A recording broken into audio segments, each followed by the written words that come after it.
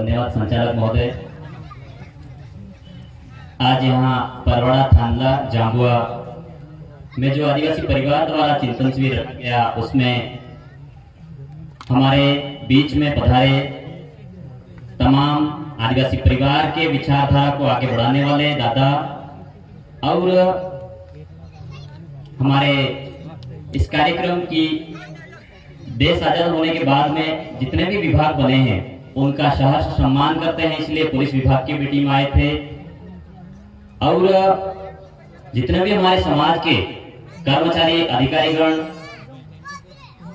तो हम लोग उस दूरस्थ दुर्गम इलाके से और आदिवासी बाहुल्य क्षेत्र उदयपुर 1818 में जो भील विद्रोह हुआ था और हल्दीघाटी का युद्ध 1576 में हुआ था, उस राणा पूंजा भील की धरती से आपके परवाड़ा थानला जांबुआ की धरती को पूरे हमारे भारत के शहीदों की ओर से इस धरती को क्रांतिकारी जोहार ज्ञापित करते हैं।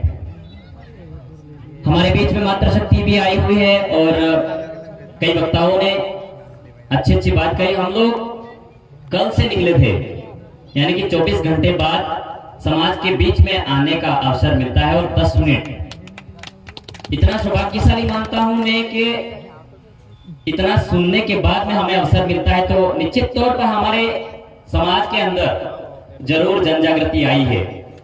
हमारे पिताजी बोल रहे थे कि बेटा दीपावली है, आप बेटा ही कार्ड भी पड़े हैं, रंग रोगन का कार्यक्रम करना है बेटा, ऐसे त्योहार के मौके पर आप घर छोड़कर जा रहे हो। तो मैंने पिताजी को कहा कि पापा, ईमानदारी पूर्वक, मैं यहाँ अतिशोक्ति मेरे पिताजी की करना नहीं चाहता हूँ, लेकिन मैंने मेरे पिताजी को कहा कि पिताजी ऐसी दीपावली, फसली उत्सव, त्योहार सब कुछ आ जाएंगे, लेकिन मैं इतना सौभाग्यशाली मानता हूं कि मेरे समाज के बीच में जाके मेरे समाज को जगाऊं, तो अगर मेरा समाज जग गया तो हजारों दीपावली होली हर दिन होगी, ऐसा मेरा मानना है।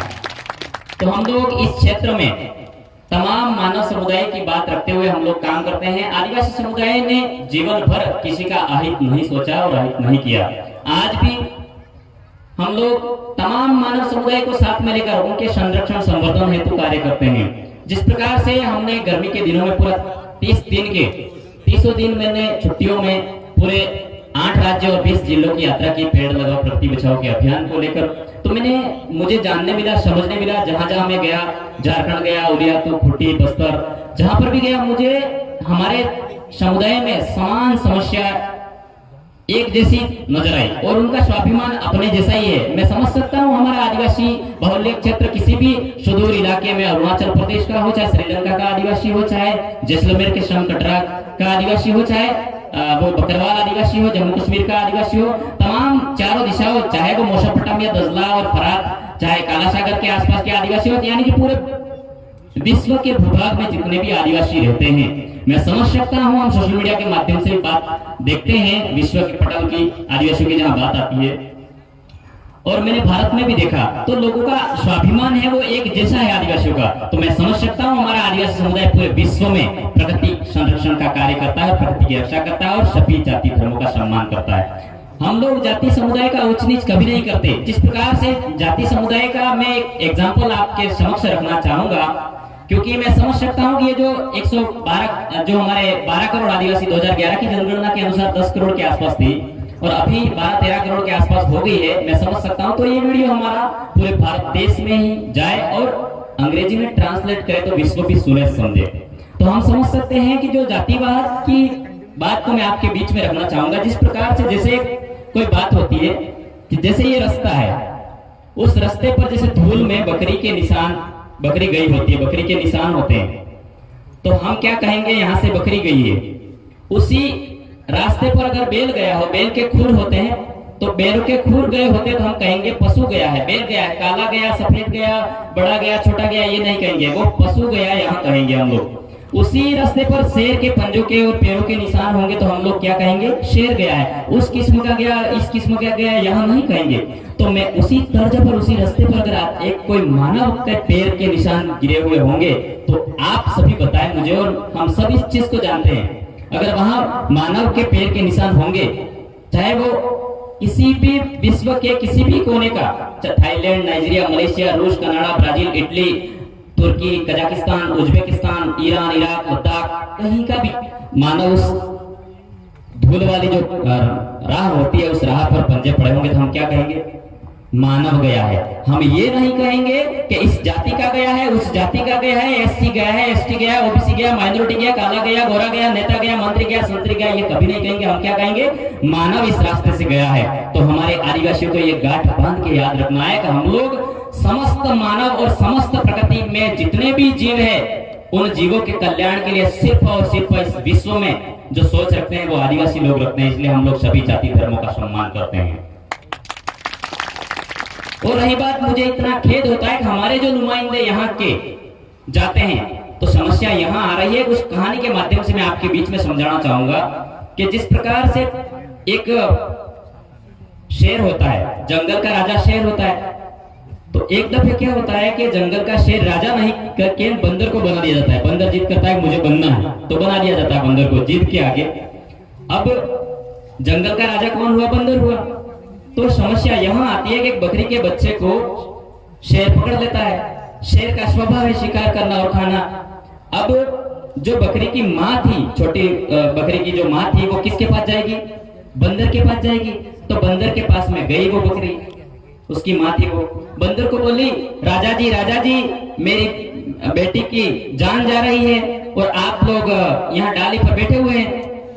और फिर वो बंदर था, वो इस डाली कूदा और उस डाली कूदा, इस पेड़ पे कूद रहा है और उस पेड़ पे कूद रहा है, इस पेड़ पे कूद रहा है और उस पेड़ पे कूद रहा है। फिर बोला, अरे तेरे बेटे की जान तो जाती जाए, लेकिन मेरी मेहनत में कोई कमी हो तो बोल। मैं कूद तो रहा हूं ना, बचा नहीं पा रहा हूं तो क्या हुआ, लेकिन कूद तो रहा हूं। तो समस्या हमारे समाज में यहाँ है कि हम लोग जो लोकतंत्र की ताकत है और लोकतंत्र के नुमाइंदे जो कार्यपालिका, विधायिका, न्यायपालिका और जो पत्रकारिता में जहां हमारे नुमाइंदे जाने होते हैं और हमारे जो बात करने वाले होते हैं वो सही हम लोग उनको चुनकर नहीं भेजते हैं। इसलिए हम लोग कहीं ना कहीं भारत के लोकतंत्र में और नीति रीति और पॉलिसी बनती है वहां हमारा नुमाइंदा नहीं जाता है। तो यही बात स्पष्ट सामने आती है कि वो कूदेगा जरूर, इधर कूदेगा, इधर कूदेगा, कहेगा हम लोगों को आकर के नहीं अपना जो पॉलिसी में मैंने बात रखी है, मैंने अधिसूचना के लिए बोला है ऐसा, लेकिन वो सही तरीके से न्याय और काम नहीं कर पाते। इसलिए मैं तो ये कहना चाहता हूँ पूरे भारत देश के आदिवासियों को कि हमारे जो 1971 में जो जनगणना का प्रावधान था और 52 में भी था,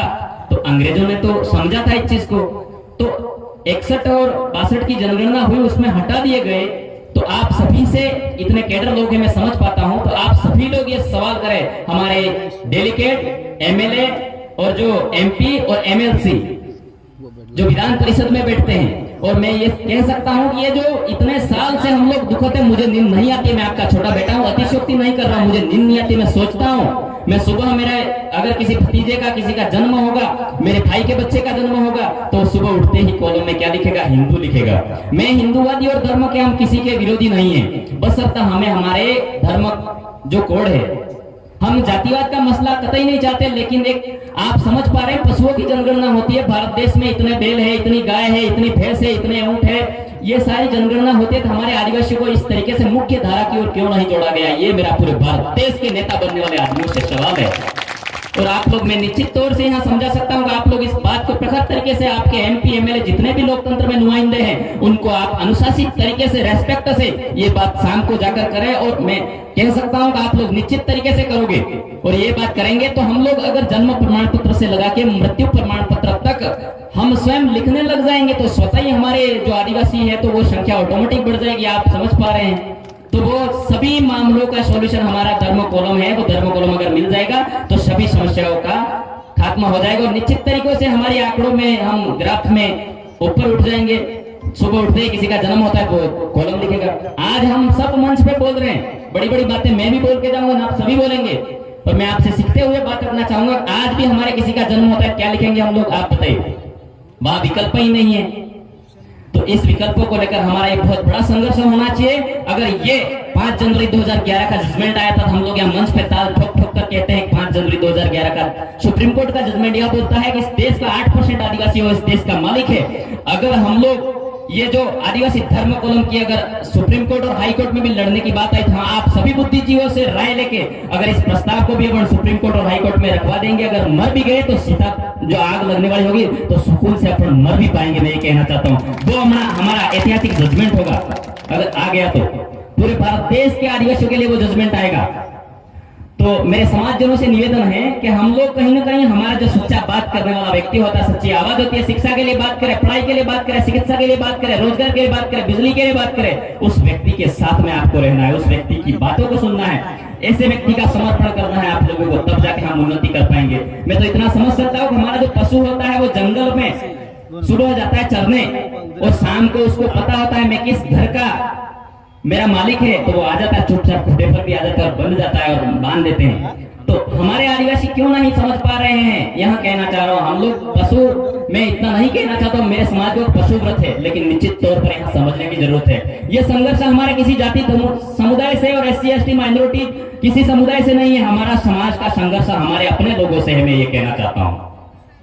मैं इतना समझ सकता हूँ कि आप लोग अगर किसी पशु को भी अगर कहेंगे, अगर बिल्ली होगी और चूहा होगा, अगर मिट्टी का कोई चूहा बना के इंगित करोगे, बिल्ली को कहोगे चूहा है पकड़ दे, तो बिल्ली भी नहीं जाएगी, वो मिट्टी का या समझ जाएंगी। हमारे जो लोग हैं अपने, वो नहीं समझ पाए, इसलिए हमारे लोगों में खुद बदलाव करना होगा, तब जाके पूरे क्षेत्र में और घर परिवार में बदलाव होगा। इसलिए हम लोगों ने 2017 में हमारे वसुंधरा राजे सिंधिया CM थे, उस समय हमने हमारे गाँव में खुद मेरी जॉब नहीं लगी थी उस समय, तो उस समय हमने हमारे गांव के 60% लोगों को ले जाकर थाने का घेराव करके अनुशासित तरीके से थानेदार साहब से बात करके मुख्यमंत्री वसुंधरा राजे जी को हमने लेटर भेजा और हमारे गांव में शराब का ठेका हटवा दिया। ये हमारी उपलब्धि है हमारे गांव की।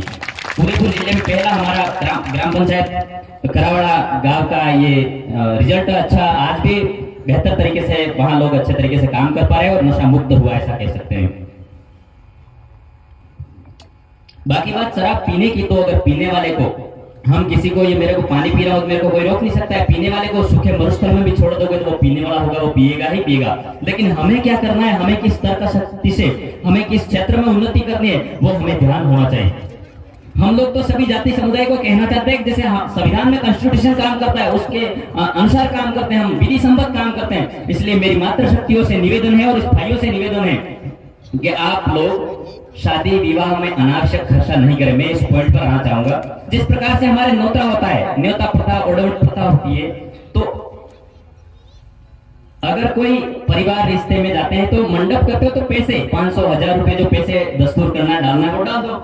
अगर मासी आएगी तो 10,000 रुपए थांदला रख के आएगी, उसके पापा के कपड़े लाएगी दूल्हे के, उसके बेटे के जो जितने बेटे होंगे उनके कपड़े लाएगी, पूरे परिवार के, यानी कि उस अगर मासी ये कपड़े लाएगी, धुआ कहेगी मैं कम थोड़ी हूँ, मैं कमजोर थोड़ी हूँ, मोड़वाइट है, खाली थोड़ी जाऊँ, मंडप के नीचे मैं खाली थोड़ी जाऊंगी। वो फिर और लाएगी 10,000 के, ऐसे करते कोई तिजोरीदार है वो लाएगा।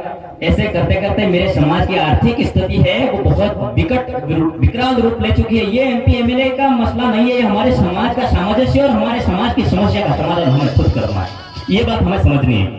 इसलिए मेरी मातृशक्तियों से निवेदन है, ये बात पूरे भारत देश के आदिवासियों को समझना है। आप दूसरे समाज के लोगों से हम सीखते भी है और दूसरे समाज के भी लोग इस बात को सुने समझे।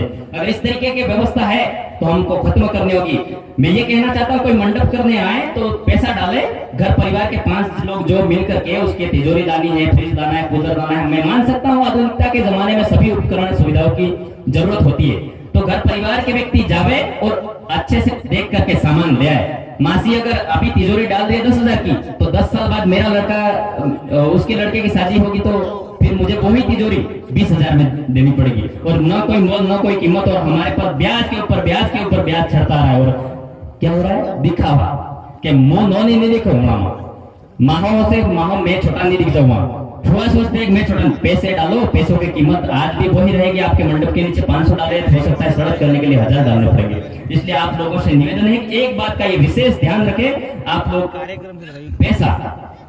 पैसा डालें और अनावश्यक बाजारों में फिजूल खर्चा नहीं करें। और आप लोग दीपावली के मौके पर हम लोग बहुत अच्छे अच्छे त्योहार मनाए, पटाखे छोड़े, सारी चीज। आज अगर भारत देश का सर्वेक्षण देखा जाए अगर जलवायु का, तो इस पूरे बादलों में धुआं ही धुआं, कार्बन डाइऑक्साइड और पूरा अनावश्यक तरीके से। और आज अपने लोगों को इतनी तरीके से चिकित्सा सुविधा नहीं मुहैया हो पाती है। मेरे भाइयों, तमाम आदिवासी लोगों को मैं कहना चाहता हूँ, और सभी जाति समुदाय में दलित तबके हैं, निचले तबके हैं, पिछड़े तबके हैं, तो ये जो हम ही खुरापती कर रहे हैं, जो पटाखे छोड़ के इनके दिवाली मना ली, वो कार्बन डाइऑक्साइड है, वो ही रसायन प्रक्रिया से वो धुआं बन के हमारे को अटैक करता है और वनस्पति पर अटैक करता है। वो ही सूर्य के प्रकाश को प्रकीर्णन होने से और अच्छी ऊर्जा हमारे क्षेत्र में होने से वो रोकता है, तो हम लोग को शुद्ध हवा नहीं मिल पाती है, वही बीमारी होती है। और बीमारी होने पर हम लोग कहाँ, थांदला जाएंगे, रतलाम जाएंगे, नीमच जाएंगे, डूंगरपुर जाएंगे, अहमदाबाद जाएंगे, सूरत जाएंगे, वापी जाएंगे, बड़ोदरा जाएंगे। लेकिन आदिवासियों की जो स्थिति है, आपको मुख्य धारा की ओर कोई नहीं जोड़ेगा। आपको शक्ल देख के कहेगा, मैं किसी कर्मचारी और नेता की बात और डॉक्टर की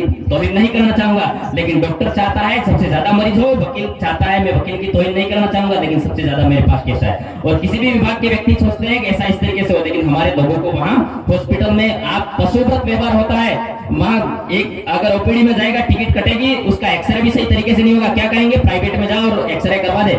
तो मैं ये हमारे जो नेता मंत्री बनते हैं उनसे सवाल है, आप लोग चिकित्सा के लिए काम करिए, अच्छे स्वास्थ्य के लिए काम करिए। किसी भी जाति समुदाय का व्यक्ति अगर एक्सीडेंट हो जाता है, किसी दुर्भाग्यवश और कुछ हो जाता है, समस्या आ जाती है, तो उसको सही चिकित्सा मिले, सही शिक्षा मिले, सही बिजली मिले, सही जल मिले, जंगल मिले और उसका हक, मालिकाना हक मिले। इसलिए आप लोगों से निवेदन है, निश्चित तौर पर आप इन लोगों को मानेंगे, समझेंगे और अमल में लाएंगे।